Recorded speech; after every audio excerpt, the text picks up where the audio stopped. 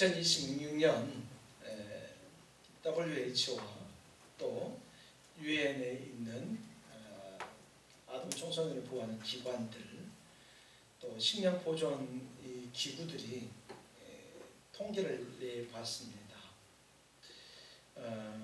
전 세계에 5살 미만의 아동 사망자가 약 480만 명 정도 이렇게 된다고 하는데 그 중에 45%가 영양실조라고 합니다. 급성 영양실조로 사망하는 이 어린이들이 약 200만 명 정도 되고 있고요. 그러니까 15초마다 한 명씩 아이가 이렇게 사망을 하고 있다고 합니다. 2024년과 2025년의 기준으로 보니까 그 두 해의 기준을 보니까 이 만성 기아 인구, 그러니까 순간 잠깐 이렇게 가난하고 먹지 못함이 아니라 만성적으로 계속해서 기아 인구가 약 6억 8,500만 명 정도 된다고 합니다. 더 크게 잡았을 때 7억 3천만 명 정도 되는데 세계 인구의 약 8.5%가 기아에 허덕인다고 합니다. 그뿐만 아니라 3억 1,800만 명 정도가 당장 생명의 위협을 받을 정도로 이 식량 부족을 겪고 있다, 그렇게 얘기를 하고 있습니다. 2019년도의 통계와 2024, 2025년 통계를 보니까 한 2배 정도 이렇게 증가되었다고 합니다. 지금 당장이라도 치료가 없으면 사망 위험이 높은 5세 이하의 어린이가 지금 전 세계적으로 약 1,220만 명 정도 된다, 이렇게 말하고 있습니다. 어마어마한 수치죠. 우리가 생각해보지도 못했다.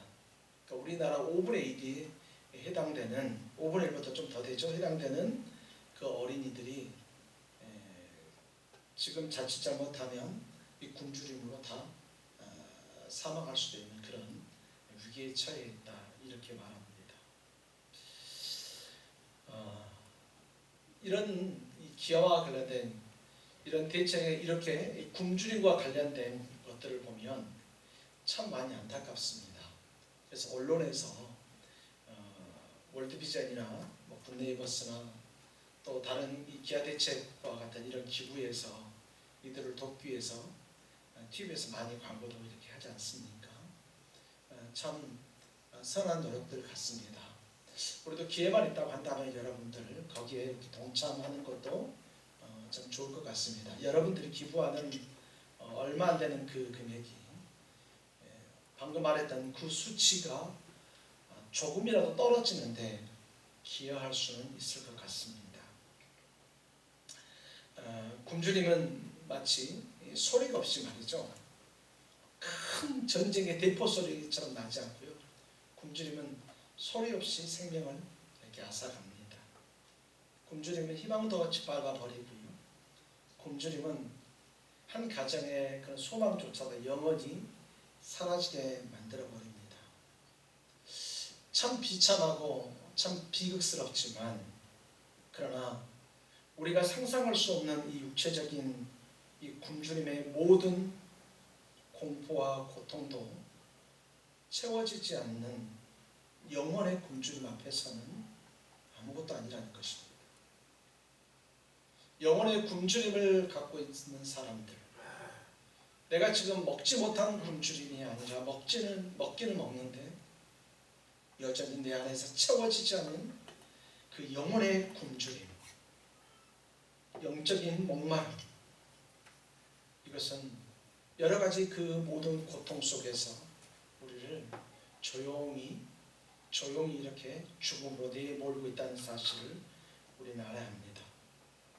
전 세계 수십억 명의 사람들이 아직도 살아계신 하나님을 알지 못해서 영적으로 방황하고 헤매면서 하나님 앞에 나오지 않으면서 자신들이 찾는 행복, 그 행복을 어떻게 해서든 이루려고 이곳저곳을 방황하고 다니는 그런 모습들을 보는데 마치 엉뚱한 곳을 찾아 헤매는 나그네와 같다고 말할 수 있을 것 같습니다. 목이 마르면 그나마 우리나라는 참 감사하게도요. 옛날에도 목이 마르면 물 인심은 참 후회지 않습니까? 지나가다가도 있지 않습니까? 목이 마르면 모르는 집에라도 가서 물 한 바가지만 달라고 하면 물 한 바가지를 주고 말이죠. 어디 그것뿐이었습니까? 동네에 여기저기 우물이 있어서 마음껏 마실 수도 있었습니다. 그러나 사막은 여러분 그렇지 않잖아요. 오아시스가 아니면 그 어디에도 물이 없습니다. 근데 오아시스가 있는 방향으로 가지 않고 다른 방향으로 간다면 결코 물을 얻을 수 있는 방법은 없고요. 결국은 목말라 사망할 수밖에 없을 것입니다. 그래서 지금 이 시대에 많은 사람들이 행복을 찾아서 다니긴 다니지만 물이 없는 엉뚱한 곳을 찾아다니는 마치 나그네와 같다, 그렇게 얘기할 수 있습니다. 믿는 자든지 믿지 않는 자든지 이 세상의 모든 사람들의 그 마음 깊은 곳에는 하나님을 향한 갈망이 있습니다. 예수 믿는 사람만이 가지고 있는 것이 아니라 믿지 않는 사람들에게도 그런 영적인 이 갈망이 있을 것입니다. 왜냐하면 하나님께서 우리를 그렇게 창조하셨기 때문입니다. 그런데 사람들은 이 영적인 갈망을 다른 것으로 채우려고 합니다. 명예가 그 안에 들어가면 행복해질 것 같고요. 재물이 들어가면 행복해질 것 같습니다. 쾌락이 들어가면 행복해질 것 같습니다. 맞습니다. 잠시는 그럴 수 있어요. 잠시 재물이 들어가면 행복해질 수 있을 것 같고요. 명예가 들어가면 잠시 행복해질 수 있을 것 같고 쾌락이 들어가면 잠시 행복해질 수 있습니다. 하지만 나중에 그것이 사라지고 나면 어떻게 되어집니까? 하나님께서 우리에게 채우라고 말하신 이 영적인 갈망이 있는 그 자리에 어떻게 해서든 명예나 재물이나 쾌락으로 채우려고 발버둥을 치는데 예수님께서는 이 사실을 너무나도 잘 알고 계셨습니다. 그래서 주님께서 오늘 우리에게 뭐라고 말씀하시냐면 내가 신이 너희의 떡이 되어주겠다. 주님께서는 오늘 우리에게 내가 생명의 떡이 너희에게 되어주겠다. 그래서 목마른 자들에게 생명이 되어주겠다. 목마르고 배고픈 자들에게 내가 너희에게 생명이 되어주겠다라고 성경에서 우리에게 계속해서 말씀하고 계십니다. 자, 그럼 여러분, 오늘 여러분에게 한번 여쭙습니다. 여러분들은 지금 무엇에 줄이고 무엇에 목마르고 있습니까? 여러분들의 관심은 지금 어디에 있습니까? 지금 내가 무엇을, 어떤 것을 향해서 내가 달려가고 있는지 우리는 우리 모습을 살펴봐야 합니다. 혹시 여러분도 명예를 쫓아가고 있습니까? 혹시 권력? 혹시 재물? 혹시 쾌락? 이것도 저것도 아무것도 없는 마치 무인가요? 무? 나는 아무것도 쫓지 않아. 나는 욕심이 없어. 내가 지금 이 나이에 지금 상황에 내가 뭘 쫓아면서 마치 욕심이 없는 척하면서 여러분의 자아를 쫓고 있지 않나요? 아무것도 없다고 생각하시는 분들 여러분 잘 생각해 보세요. 아무것도 없는 것이 아니라 그 속에서 내가 그것을 주관하고 있는 것일 수도 있습니다. 나는 과연 무엇을 또는 무엇에 줄이고 무엇에 목마르고 있는가? 과연 우리는 하나님의 나라를 향해서 목마르고 하나님의 나라를 향해서 하나님만을 바라보고 하나님만을 의지하는 그런 목마름, 그런 굶주림에 있지 않는가? 아니면 여전히 나는 배가 불러서 내 뜻대로 내 마음대로 살려고 하지 않는가? 우리는 한번 살펴봐야 합니다. 그래서 많은 사람들이 이 시대를 뭐라고 하냐면 영적 방황의 시대 이렇게 얘기합니다. 영적으로 방황하는 영적 방황의 시대. 수많은 사람들이 목적도 없이 또는 방향도 없이 여기저기 헤매는 이런 인생의 광야를 헤매고 있습니다. 왜 살아가야 할지를 잘 몰라요. 내가 지금 왜 살아가야 하는지. 여러분 대답하지 마세요. 괜히 이상한 대답하면 되게 분위기 이상해지거든요. 그러니까 제가 묻기는 물 텐데 절대 대답하지 마시고 속으로만 대답하십시오. 왜 사십니까? 학생들한테 얘기하면 먹기 위해서 살죠. 막 별의별 얘기 다 합니다. 어디서 들은 건 있어가지고 말이죠. 여러분 왜 사십니까? 우리가 왜 살아가야 합니까? 사람들은 그 외 사는 것에 대해서 관심을 갖는 사람도 있고 그렇지 않은 사람도 있지만 하여튼 내 코에 숨이 들어오고 내가 살아가고 있으니까 이것저것을 기웃기웃거려 봅니다. 이 일도 해보고 저 일도 해봅니다.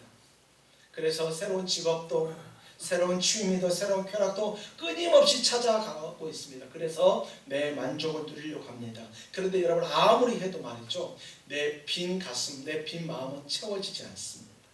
왜냐하면 거기에는 하나님만이 채울 수 있기 때문입니다. 에레미야 2장 13절에 보면 기가 막힌 일이 있습니다. 내 백성이 두 가지 악을 행하였나니 곧 그들이 생수의 근원되는 나를 버린 것과 스스로 웅덩이를 판 것인데 그것은 그 물을 가두지 못할 터진 웅덩이들입니다. 그러니까 이스라엘 백성들에게 있는데 이 두 가지 악이, 첫 번째는 생수의 근원인 하나님을 버린 거예요. 그리고 도무지 채울 수 없는 웅덩이를 파는 거예요. 그러니까 하나님이 이 이스라엘의 모습을 보면서 기가 막힌 거예요. 지금 이스라엘 사람들, 하나님을 섬긴다고 하는 그들, 자기들은 하나님의 백성들이라고 하는 그들이 지금 뭐라고 하고 있냐, 어떤 행위를 하고 있는지 하나님께서 오늘 이 말씀을 통해서 탄식하고 계시는 거예요. 내가 저 이스라엘 백성들을 보니까 그들이 생수의 근원, 먹고 살고 생존하려면 반드시 필요한 생수가 있는데 그 근원이 나인데 나는 버려버리고 도무지 물이 나오지 않는 마른 우물 같은 그거 파가지고 살려고 하는 그거 보니까 아이고 기가 막히고 코가 막힌다. 그죠? 오늘 하나님께서 그렇게 말씀하시는 거예요. 그러니까 사람들이 말이죠, 하나님을 믿는다고 하지만 여전히 하나님 마음에 거하지 못하고 자기 뜻대로 자기 생각으로 하려고 하는 그런 상황을 오늘 말해주고 있습니다. 팔복 앞에서 우리가 네 가지 살펴봅니다. 세 가지 살펴봤죠. 먼저 내가 영적으로 빈곤해야 돼요. 가난해야지 하나님 앞에 무릎 꿇을 수 있어요. 주님 앞에 애통해야 하나님 앞에 눈물을 흘릴 수 있어요. 하나님의 도우심을 끝까지 참고 기다리면서 어떤 상황에서라도 하나님께서 하실 줄 믿고 온유함으로 하나님 앞에 서야 돼요. 그런데 오늘 여기에서는 그렇게만 있지 말고 이제 더 이상 기다리기만 하지 말고 하나님을 향한 갈망, 하나님을 향한 뜨거운 갈망을 너희 속에 가져라. 그렇게 말씀하고 있습니다. 하나님을 향해서 뜨거운 갈망, 하나님을 향해서 뜨거운 소망을 가지라. 우리에게 그렇게 말하고 있다는 것입니다. 이 세상에서 가장 비참한 것은 이 먹을 것이 없어 굶주린 것이 가장 고통입니다. 배고파서 잠 못 이루어보셨습니까? 여러분 그런 분들 계실 수 있잖아요. 우리 장로님들이나 권사님들, 집사님들 중에서 젊은이들에게 말하면 배고파, 배고프면 그냥 라면 하나 끓여 먹지 뭐 이렇게 말하잖아요. 또 어떤 애들은 왜 배고파? 그래도 참아야지 그래야 다이어트 되는데 이렇게 말한단 말이에요. 그런데 식량이 없어서 배고파 본 분들은 이 말에 너무나도 공감하실 것입니다.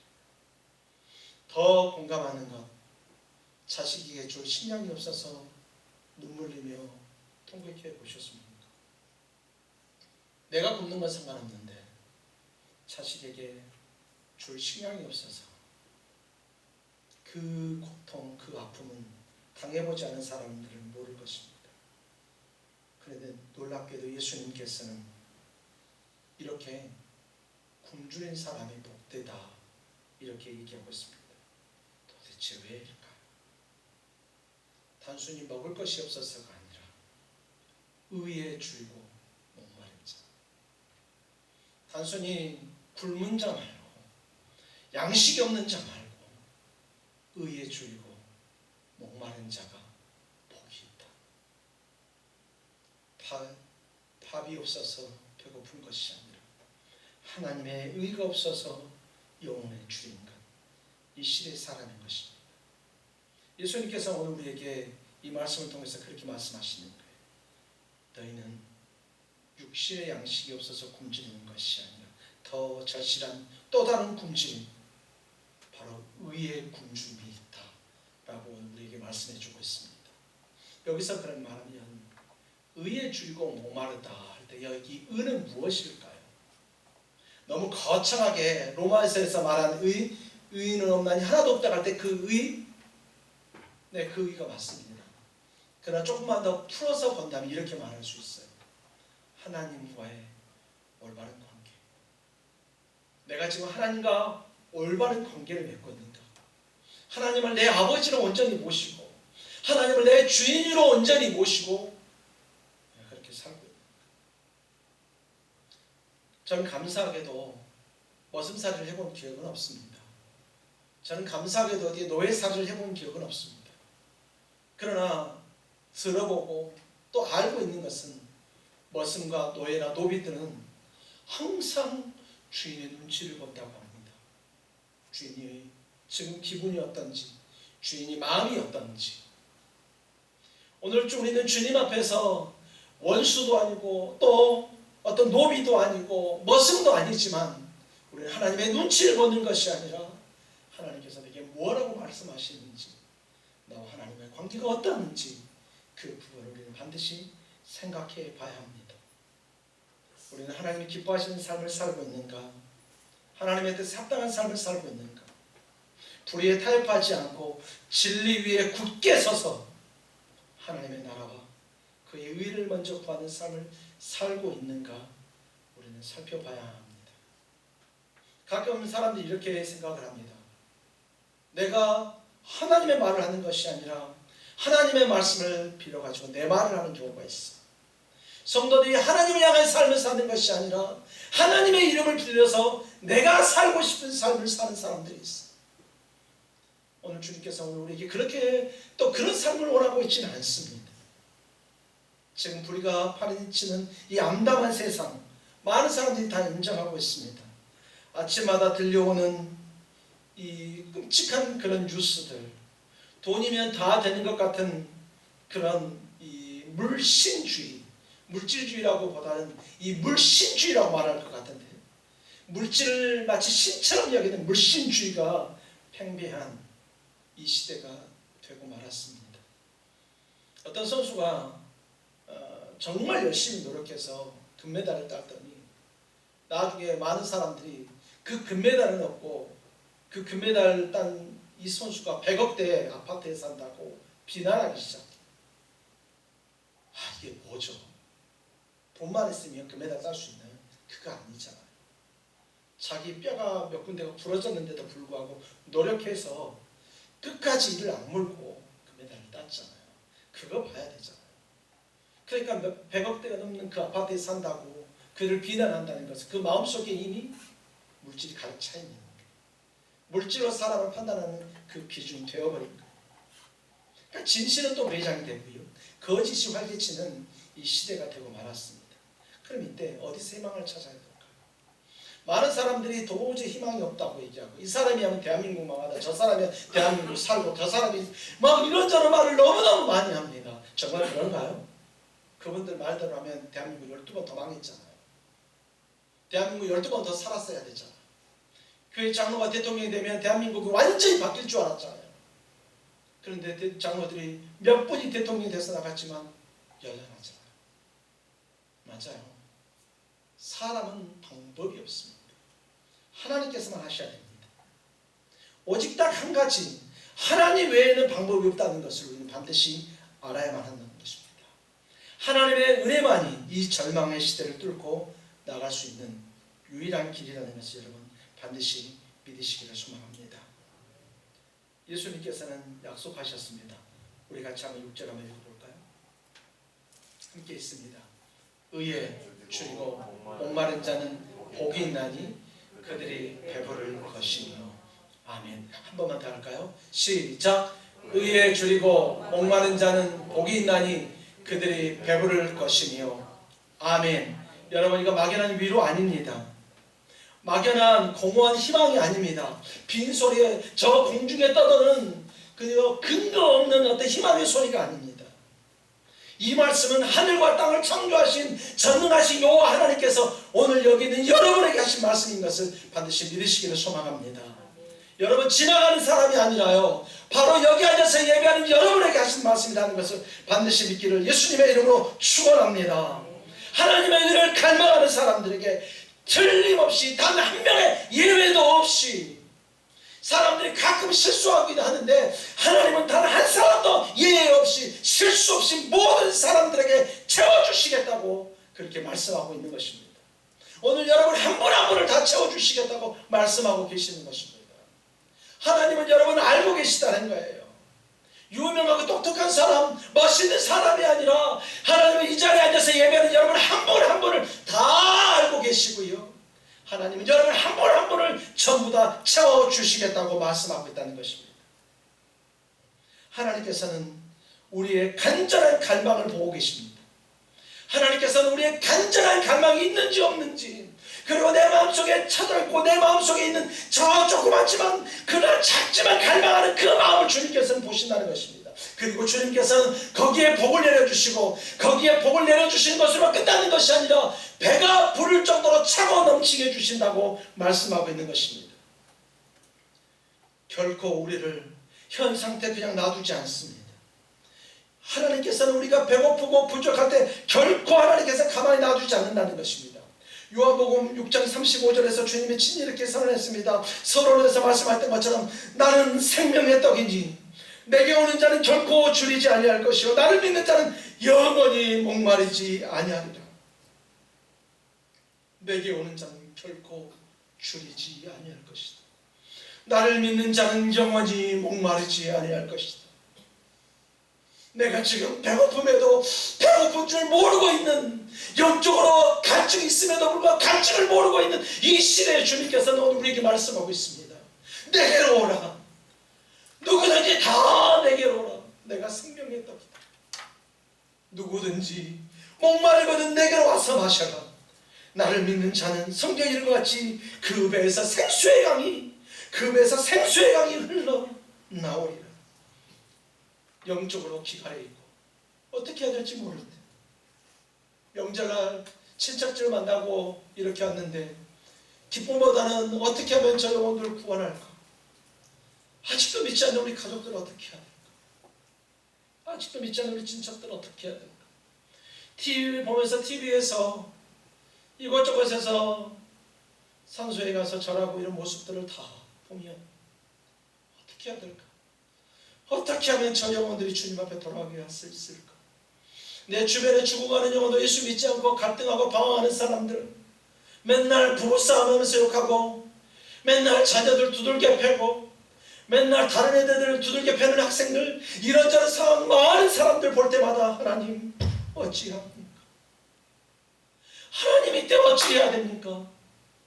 항상 우리에게 이런 영적인 갈망, 갈증 우리가 가지고 주님 앞에 나와야 될 줄 믿습니다. 나라와 민족이 걱정되시나요? 세계의 어떤 경제적인 것이 걱정되시나요? 우리 그거 가지고 주님 앞에 나오길 소망합니다. 하나님께서 주실 그 영적인 충만함에 목마르십니까? 주님 앞에 오십시오. 여러분 세상 이것저것 보지 마시고 사람 의지하지 마십시오. 이렇게 하면 되고 저렇게 하면 되는 것 아니요. 처음부터 끝까지 계속 수천 년 전부터 지금까지 계속해서 그 고난과 고통은 반복되어지고 있습니다. 하나님 외에는 방법이 없어요. 바로 지금 이 자리에서 우리는 세상의 갈망이 아니라 하나님께서 주실 의를 갈망하는 그런 여러분들이 되길 소망합니다. 오늘 그것을 갈망하는 여러분에게 성령의 충만함이 임하기를 예수님의 이름으로 축원합니다. 마지막 때 하나님의 나라가 완성되는 그날, 마지막 때 우리가 주님 앞에 가는 그날, 우리의 영원한 배부름을 이제 경험하게 될 것입니다. 그 나라에는 더 이상 배고픔이 없어요. 그 나라에는 더 이상 갈망이나 갈증이 없어요. 왜냐하면 내 속에 영원한 복이, 영원하신 하나님께서 나와 함께 하시기 때문에 결코 그때는 더 이상 그것이 필요 없습니다. 여러분 결론적으로 말씀을 드리려고 합니다. 여러분 자신 앞에 한번 물어보시죠. 나는 무엇에 굶주리고 목마르는지, 나는 지금 무엇을 쫓고 있는지, 나는 지금 어떻게 살아가고 있는지. 우리 영혼의 빈자리에 세상 것을 채우려고 하지 마십시오.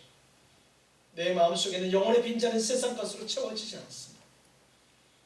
내 마음속에 이 영혼에 무엇을 채우려고 하는지 살펴보십시오. 여러분 마치 세상 것을 채우는 사람은 이런 거예요. 내 항아리에 빛이 지금 뚫려 있거든요. 근데 바깥에 나가서 물을 계속 거기 퍼붓는다. 부으면 그만큼 계속 나가요. 아무래도 팔만 아프지만 이제 채워지는 게 하나도 없어. 그가 다 내려놓고 생수에 거는 듯이 우리 하나님 앞으로 나오기를 예수님의 이름으로 축원합니다.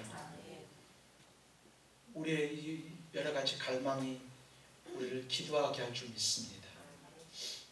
우리의 여러 가지 갈증이 우리를 하나님 앞으로 인도해 주는 줄 믿습니다.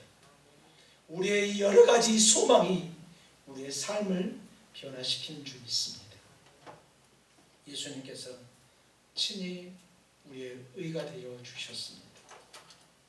그리고 예수님께서 친히 우리 의가 되셨고 예수님으로 인해서 우리가 하나님 앞에서 의롭게 되었습니다.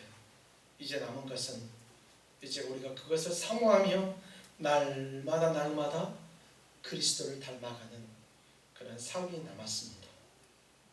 오늘 하루 아니 나의 남은 모든 삶 의에 줄이고 목마른 그 복된 삶 그리고 그 갈망을 또 그 갈망을 예수를 따라가는 그 삶을 통해서 채우려고 하는 우리의 삶 그 삶이 다 되어지시기를 예수님의 이름으로 축원합니다.